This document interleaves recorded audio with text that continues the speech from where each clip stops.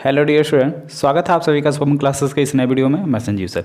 Student, आज के इस वीडियो में हम आपके 20 इंपॉर्टेंट क्वेश्चन का जो सोल्यूशन करवा रहे हैं उसका नेक्स्ट पार्ट जो है डिस्कस करने वाले हैं। अप्रॉक्सीमेट शायद ये पार्ट जो है आपका 3 है ना। ठीक, आज की इस वीडियो का सबसे ज़्यादा मोस्ट इंपॉर्टेंट क्वेश्चन है ओम का नियम। ठीक है, धारा तथा अनुगमन वेग में क्या संबंध है या अपवाह वेग किसे कहते हैं। सबसे पहले तो हम लोग समझेंगे कि अपवाह वेग होता क्या है या जिसे हम लोग अनुगमन वेग कहते हैं। ठीक है, उसको समझने के बाद धारा तथा अनुगमन वेग में संबंध जो है स्थापित किया जाएगा। उसके बाद ओम के नियम को हम लोग प्रूफ करेंगे जो कि काफ़ी ज़्यादा इंपॉर्टेंट है। ओम का नियम जब भी पूछा जाता है तो धारा तथा अनुगमन वेग के आधार पर ही पूछा जाता है। और एक इम्पॉर्टेंट अनाउंसमेंट है क्लास 12 के सभी स्टूडेंट के लिए, तो वीडियो को एकदम ध्यान से सुनना। जितने भी स्टूडेंट इस साल IIT JEE को क्लियर करना चाहते हैं उनके लिए अनअकैडमी लेकर आए अनअकैडमी कॉम्बैट, जो इंडिया का लार्जेस्ट फोर्टनाइटली कॉन्टेस्ट है फॉर IIT JEE। और सबसे मोस्ट इंपॉर्टेंट बात, इसमें जिस तरीके क्वेश्चन आपको पूछे जाएंगे सेम क्वेश्चन आपको IIT JEE के एंट्रेंस एग्जाम में देखने को मिलेंगे, क्योंकि ये बेस्ट एजुकेटर द्वारा बनाए गए हैं। और यहाँ पर जैसे ही आप टेस्ट में पार्टिसिपेट करोगे आपके साथ हजारों लाखों की संख्या में स्टूडेंट पार्टिसिपेट करेंगे। यहाँ पर आप देख सकते हो कि आपकी रैंक क्या चली, कितने क्वेश्चन का आप सही जवाब दिए, और जैसे ही टेस्ट खत्म हो जाएगा आपको उसका वीडियो सॉल्यूशन मिलेगा अनअकैडमी के टॉप एजुकेटर द्वारा। और सबसे मोस्ट इंपॉर्टेंट बात है, अगर आप रैंक 1 से रैंक 3 के बीच में आते हो तो 1 मंथ का सब्सक्रिप्शन आपको बिल्कुल फ्री में मिलेगा। और अगर आप रैंक 4 से 50 के बीच में आते हो तो आपको 1000 का अमेजन वाउचर मिलेगा। ठीक है, जितने भी स्टूडेंट देख रहे हैं, जो भी स्टूडेंट इसमें पार्टिसिपेट करेगा उसको क्रैश कोर्स में बिल्कुल फ्री में जोड़ा जाएगा शुभम क्लासेस के। तो ये 31 जनवरी को होगा सुबह 11 बजे। आपको डिस्क्रिप्शन में लिंक है, उस पर क्लिक करना है। और जैसे ही क्लिक करोगे आपको वहाँ पर अपना नेम, मोबाइल नंबर डालना पड़ेगा। जैसे ही उसको लॉगिन कर लोगे फिर वहाँ पर आपको अनअकैडमी कॉम्बैट में इनरोल का ऑप्शन आएगा। जिस भी क्लास में उसमें इनरोल करोगे वहाँ पर आपको एक कोड यूज़ करना पड़ेगा। जैसे ही आप शुभम@12 यूज़ करोगे वो कोड आप तुरंत इसमें अनलॉक कर लोगे। और 60 मिनट का ये क्वेश्चन पेपर होगा जिसमें आपसे 21 क्वेश्चन पूछे जाएंगे। ठीक है, तो जितने भी स्टूडेंट देख रहे हैं जिनको भी क्रैश कोर्स में जुड़ना है या फिर IIT JEE की प्रिपरेशन को और मजबूत करना है, ये कॉम्बैट में जरूर पार्टिसिपेट करो। देखिए, अनुगमन वेग होता क्या है। अनुगमन वेग या इसी को जो है एक दूसरे नाम से हम लोग जानते हैं अपवाह वेग। ठीक है, अपवाह वेग। एक्चुअली ये होता क्या है, जैसे मान लीजिए ये हमारा कोई चालक तार है। ठीक है, ये हमारा क्या है, कोई चालक तार है। इसमें क्या होते हैं, मुक्त इलेक्ट्रॉन पाए जाते हैं। इसमें क्या होते हैं, मुक्त इलेक्ट्रॉन पाए जाते हैं ना।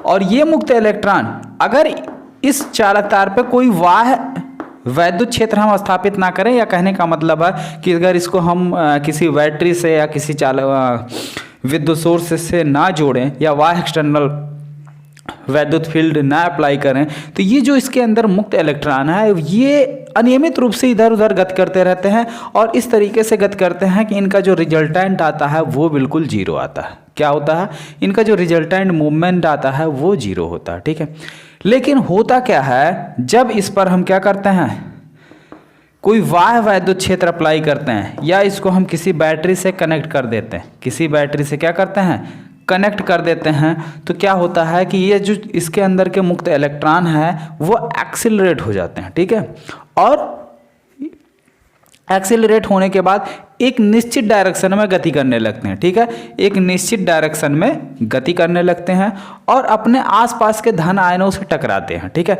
तो अपने आसपास के धन आयनों से टकराने के पश्चात ये इलेक्ट्रॉन क्या करते हैं, जो बैटरी के द्वारा इनको एनर्जी मिलती है वो एनर्जी अपनी क्या करते हैं, लॉस कर देते हैं। ठीक है, लेकिन एनर्जी इनकी लॉस तो हो जाती है, लेकिन सबसे इम्पॉर्टेंट जो चीज़ है वो ये है कि ये जो है इनका जो डायरेक्शन है या जिस डायरेक्शन में मूव कर रहे हैं वो डायरेक्शन इनका नहीं बदलता। ठीक है, एनर्जी तो लॉस हो जाती है, यानी तेज़ी से जाने के बजाय तेज़ी से ना जाके काफ़ी स्लोली जाते हैं, लेकिन डायरेक्शन जो है ये यूनि डायरेक्शन में हो जाता है। ठीक है, एक फिक्स डायरेक्शन में चलने लगते हैं। तो इसी यूनि डायरेक्शन में यानी कि निश्चित डायरेक्शन में एक अल्पतम सूक्ष्म वेग से जो है नियत वेग से चलने लगते हैं, जिसे क्या कहते हैं, ड्रिफ्ट वेलोसिटी कहते हैं या अनुगमन वेग कहते हैं। ठीक है, यहाँ तक बात एकदम से क्लियर हो गई। ठीक है, चलिए अब आगे देखिए। माना कोई चालक तार है। ठीक है, माना कोई चालक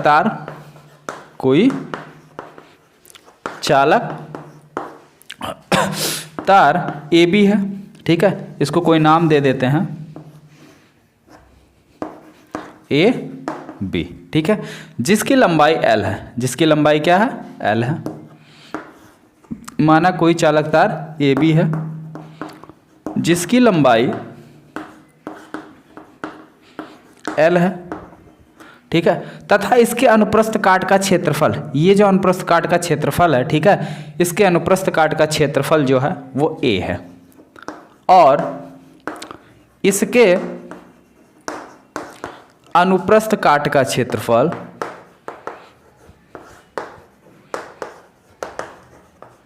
अनुप्रस्थ काट का क्षेत्रफल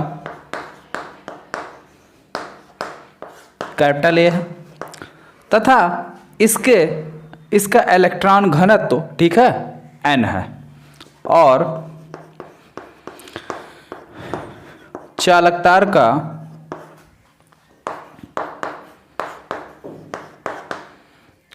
इलेक्ट्रॉन घनत्व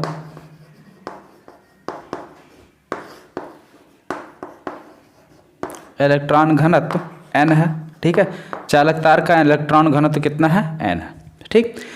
तब धारा तथा अनुगमन वेग के आधार पर क्या हो जाएगा, इस चालक तार से बहने वाली धारा कितनी हो जाएगी, I बराबर NEA/VD, ठीक है, NEA/VD, ये आपका हो गया समीकरण नंबर 1, ठीक है। अब आगे देखिए, हमने क्या किया है, इस चालक तार के सिरों पर क्या किया है, वैद्युत क्षेत्र अप्लाई किया है, ठीक है, यानी कि एक बैटरी कनेक्ट किया है, या विभवांतर जिसको कह लीजिए, हमने क्या किया, विभवांतर अप्लाई किया, ठीक है।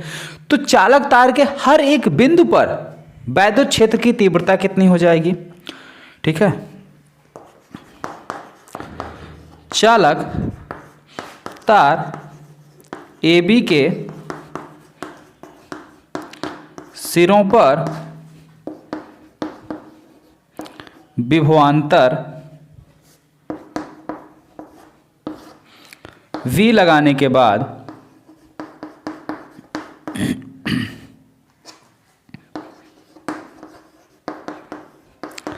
चालक तार के प्रत्येक बिंदु पर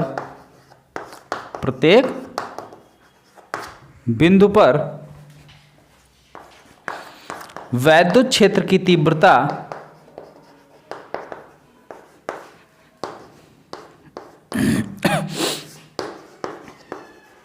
इक्वल टू कितनी हो जाएगी, जल्दी बताइए, कितनी हो जाएगी, चालक तार के हर एक बिंदु पर वैद्युत क्षेत्र की तीव्रता कितनी होगी, E इक्वल टू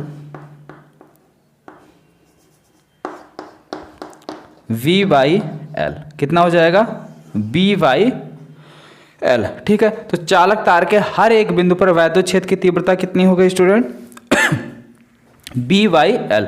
अब देखिए, वैद्युत क्षेत्र के कारण जो बाहर से हमने बैटरी अप्लाई किया है, इस बैटरी के कारण चालक तार के अंदर हर एक इलेक्ट्रॉन पर एक वैद्युत बल लगेगा, ठीक है।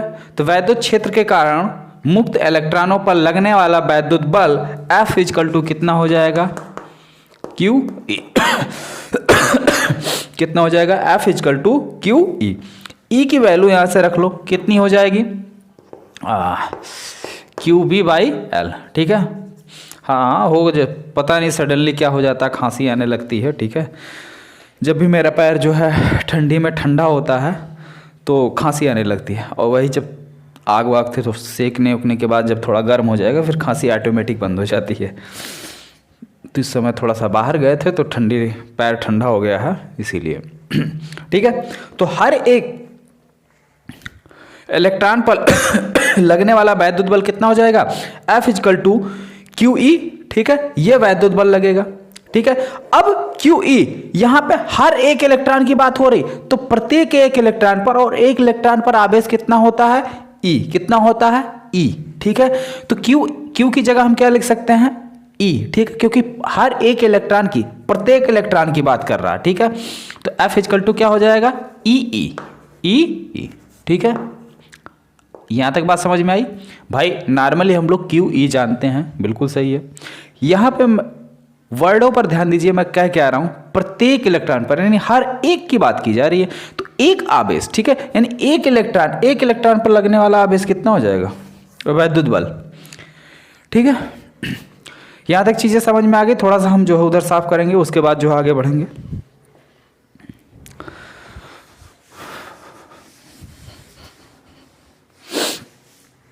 ठीक, अब देखिए, यदि इलेक्ट्रॉन का द्रव्यमान m हो, यदि इलेक्ट्रॉन का द्रव्यमान m हो तो F इक्वल टू क्या होता है, ma होता है। तो उत्पन्न त्वरण कितना हो जाएगा, A इक्वल टू क्या हो जाएगा, F बाई एम, और F बराबर है क्या आपका, EB बाई एल एम। ठीक है, EB बाई एल एम। ये इतनी बात समझ में आ गई।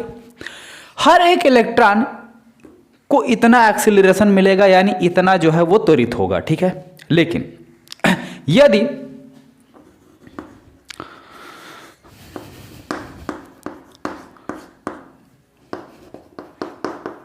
बैटरी लगाने से पूर्व माना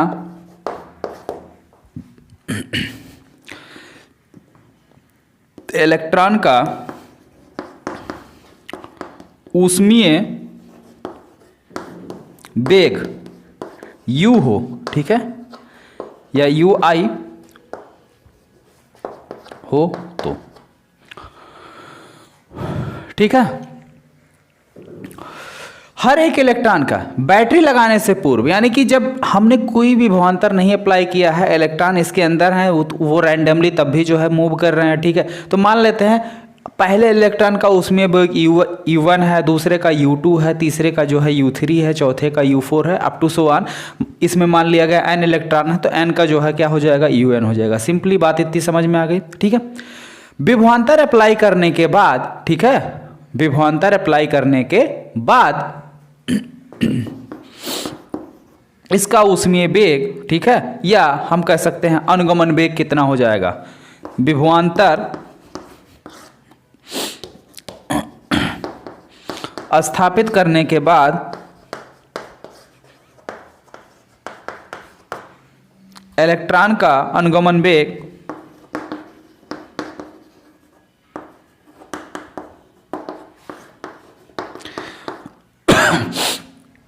आप सिंपली एक फार्मूला जानते हैं। ठीक है, क्या जानते हैं, V equal to U plus AT। ठीक है, तो इलेक्ट्रॉन का अनुगमन वेग यहाँ पे हमने क्या ले लिया, VD ले लिया। ठीक है, कितना ले लिया, VD। ठीक, AT, T क्या है, समय, और यहाँ पे जो समय होता है, यानी एक इलेक्ट्रॉन से दूसरे इलेक्ट्रॉन के बीच में जो टकराने का समय होता है, उसको श्रांति काल बोलते हैं और उसको टाउ से डिनोट करते हैं। ठीक है, तो पहले इलेक्ट्रॉन के लिए क्या हो जाएगा, U1 प्लस A टाउ 1, दूसरे के लिए U2 plus A tau 2, up to so on, UN plus A tau n divided by कितना, n, डिवाइडेड बाई n। ठीक है, कितने इलेक्ट्रॉन है, n है। अब देखिए BD equal to U1 plus U2 plus up to so on UN, इसको एक साथ कर लो, divided by n, plus A बाहर रखो, tau 1 plus tau 2 plus tau 3 plus up to so on tau n, divided by n। ठीक है, इनका एवरेज ले लिया गया, तो इनका एवरेज मान लेते हैं कितना आया, टाउ आया। और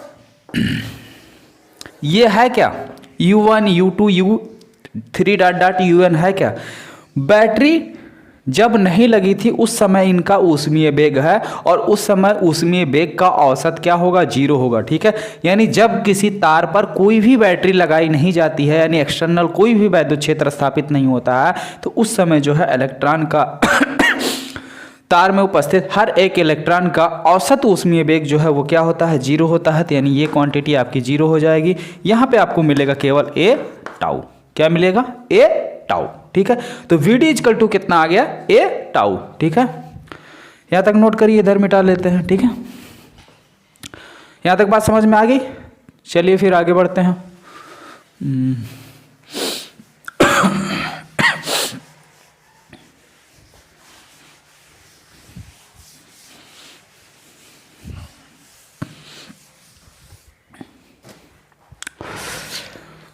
तो फाइनली मिला क्या, v d equal to a tau. A की वैल्यू रख लीजिए, v d equal to a, acceleration कितना निकल का है, e v upon l m into tau, l m into tau.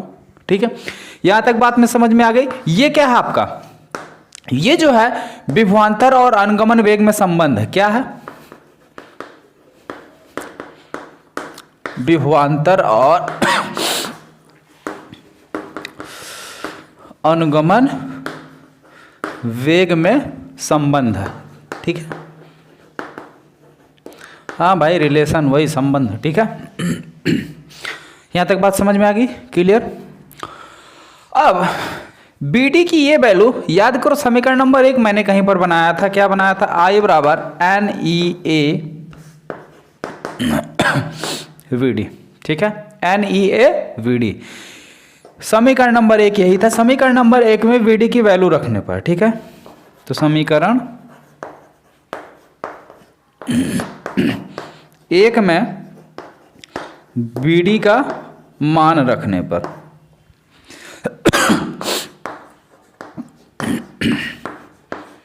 ठीक, तो समीकरण नंबर 1 में वी डी का मान रखने पर, तो समीकरण नंबर 1 ये रहा, तो इसमें वी डी की वैल्यू रख दो। आई बराबर क्या हो जाएगा, N E A, V D की जगह क्या रखेंगे, E V tau upon L M. ठीक है,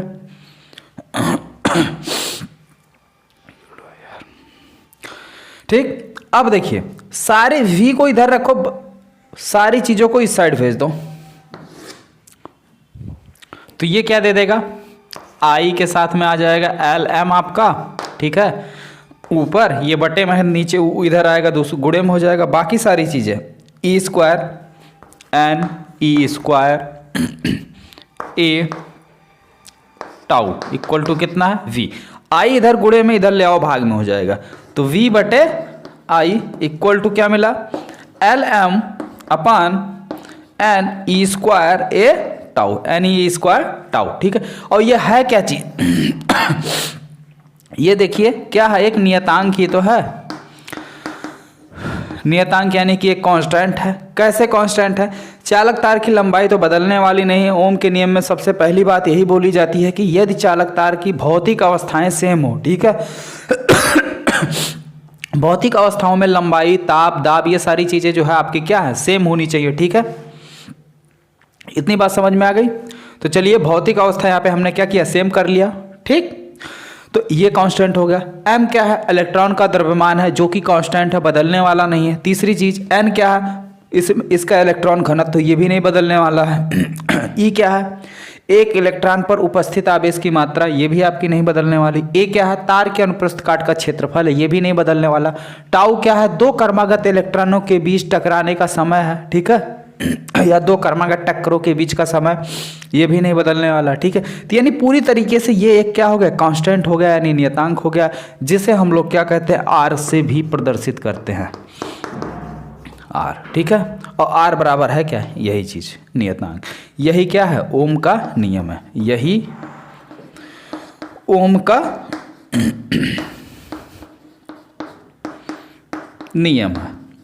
यहां तक सबको अच्छे से समझ में आ गया।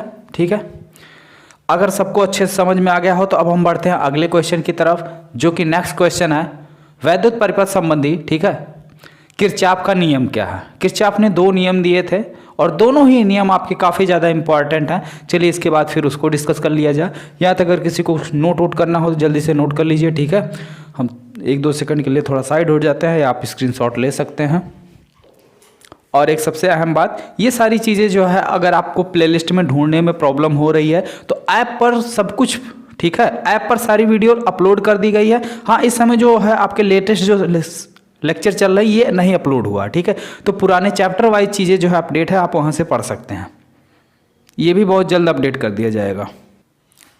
चलिए देखते हैं किरचॉफ के नियम को। ठीक है, तो बाकी चीज़ें भी ऐप पर बहुत जल्दी अपडेट कर दी जाएंगी। ठीक है, तो मतलब जो भी ये रिसेंट लेक्चर चल रहा है ये सब भी आपको ऐप पे मिल जाएगा, जिससे आपको ज़्यादा परेशानी ना हो चीज़ों को ढूंढने में। चलिए,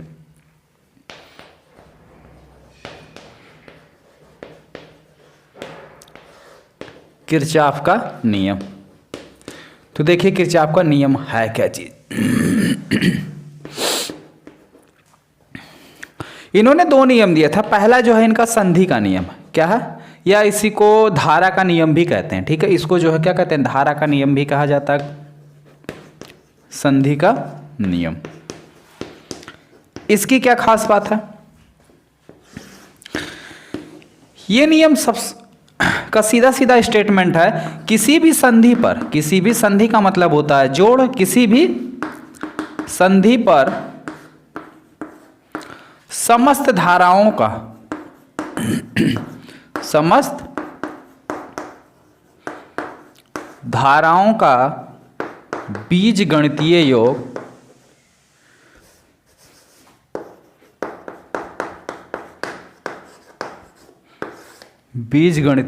शून्य होता है। बीजगणितीय योग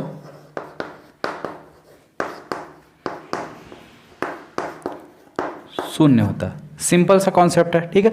जैसे मान लीजिए ये हमारा कोई संधि है या जॉइंट है, ठीक है। इधर से कोई धारा आ रही है, इधर से कोई धारा आ रही है, ठीक है।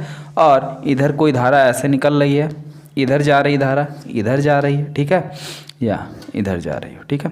इसको नाम दे देते हैं। ये हो गया मान लो I1, ये हो गया I2, ये हो गया I3, ये हो गया I4, ठीक है। ये आपका हो गया I5, ये हो गया आपका I6।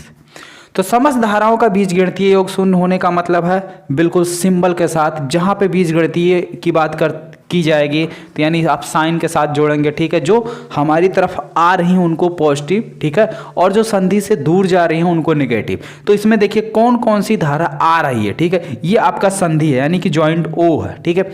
O की तरफ कौन कौन सी धारा आ रही है उसको पॉजिटिव रखिए, बाकी सबको नेगेटिव रखिए। तो I1 आपका दूर जा रहा है तो I1 माइनस में, I2 भी आपका दूर जा रहा है तो I2 आपका माइनस में, I3 आपका दूर जा रहा है ये भी माइनस में, I4 आपका दूर जा रहा है ये भी माइनस में, प्लस I5 आ रहा है तो I5 को प्लस, और I6 आ रहा है ये भी, इक्वल टू क्या होता है 0, ठीक है। ये रूल है। या माइनस वाले को दूसरी साइड भेज दोगे तो एक दूसरा जो है बन जाएगा। इसी को शॉर्ट फॉर्म में ऐसे लिखते हैं, समेसन I इक्वल टू 0, ठीक है। समेसन I इक्वल टू 0, जहाँ J running from 1 to n, J running from 1 to n, या जितने भी धाराएं हैं, यहाँ पे 6 है तो 1 से 6 हो जाएगी, ठीक है। दूसरा नियम क्या है, दूसरा जो है बंद पास का नियम है। क्या है, बंद पास का नियम, या इसी को जो है लूप का नियम भी कहते हैं। क्या कहते हैं, लूप का भी नियम कहते हैं, ठीक है। तो इसका सिंपल सा स्टेटमेंट है कि किसी भी बंद पास में, किसी भी बंद पास में बहने वाली धारा और उसके संगत प्रतिरोध का गुणनफल, ठीक है। किसी भी बंद पास में बहने वाली धारा और उसके संगत प्रतिरोध का गुणनफल, यानी कौन से प्रतिरोध में कितनी धारा बह रही है उन दोनों का मल्टीप्लीकेशन। जैसे मान लो कोई प्रतिरोध R1 लगा है तो R1 में धारा I1 बह रही है तो I1 इंटू R1, ठीक है। तो प्रतिरोध में बहने वाली धारा का संगत गुणनफल उस बंद पास में लगे हुए, ठीक है, सेल के विद्युत वाहक बल के बराबर होता है, लगे हुए विभवांतर के बराबर होता है। सिंपल सा स्टेटमेंट है, ठीक है। चलिए देख लीजिए, इसको भी बाय फिगर एक्सप्लेन करता हूं मैं।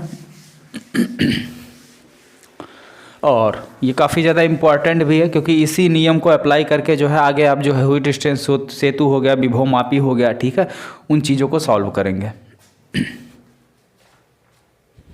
जैसे मान लीजिए ये हमारा कोई प्रतिरोध R1 है, ठीक है। नीचे आ जाइए, यहाँ पे कोई प्रतिरोध जो है हमारा दूसरा लगा हुआ R2, ठीक है। नीचे आ जाइए, तीसरा प्रतिरोध लगा हुआ R3। अब इसमें जो है एक एक सेल लगा लेते हैं, ठीक है। यहाँ पे एक सेल लगा हुआ हमारा E1, यहाँ पे एक सेल लगा हुआ है E2, ठीक है। दो सेल लगे हुए हैं E1 और E2।